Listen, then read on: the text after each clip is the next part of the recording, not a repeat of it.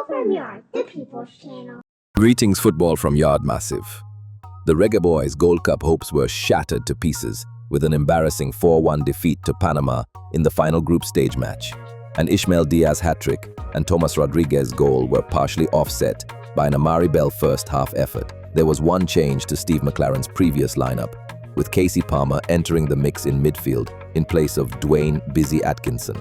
The tactical deficit between the teams was compounded by the fact that Panama was stronger, faster, and more technical. All the Jamaican players received a score of 4.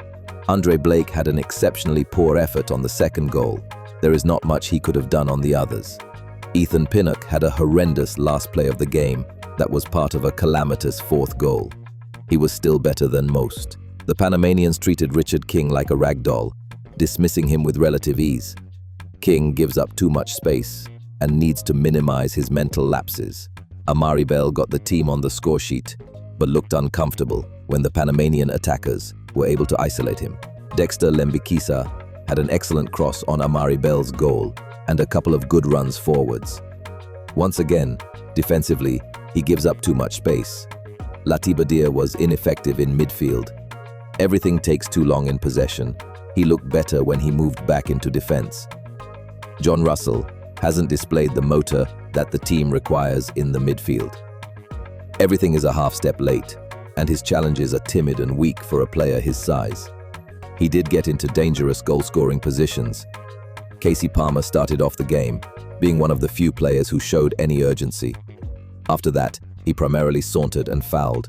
One foul resulted in a penalty. His embarrassing giveaway led to the fourth goal. Demarai Gray was easily handled by the Panamanians, who looked faster and stronger than him. Gray is a luxury baller, who isn't giving anything on the defensive end at all. Leon Bailey made poor decisions, had clumsy dribbles, and provided modest defensive support. While his array of step-overs, spins, and drop shoulders seemed to cause problems in Europe, the Central American defenders have seemed mostly at ease defending against Bailey.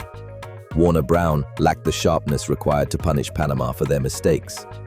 Ronaldo Cephas was the usual batch of danger mixed with substandard decision-making. Greg Lee saw some action and was trying to push forward in attack, but he didn't cause much trouble. Kaheem Dixon's game isn't fully polished, but he was one of the few who showed fight. He had a good shot that hit the post. Mikhail Antonio is trying, but he is not sharp. Bobby Reed was ineffective. Every day there is a discussion about new cargo for the team. The coaching staff and federation better find them soon, or change the approach with the current team. Otherwise, the McLaren train might be poised to crash. Respect as always. We can catch you next time.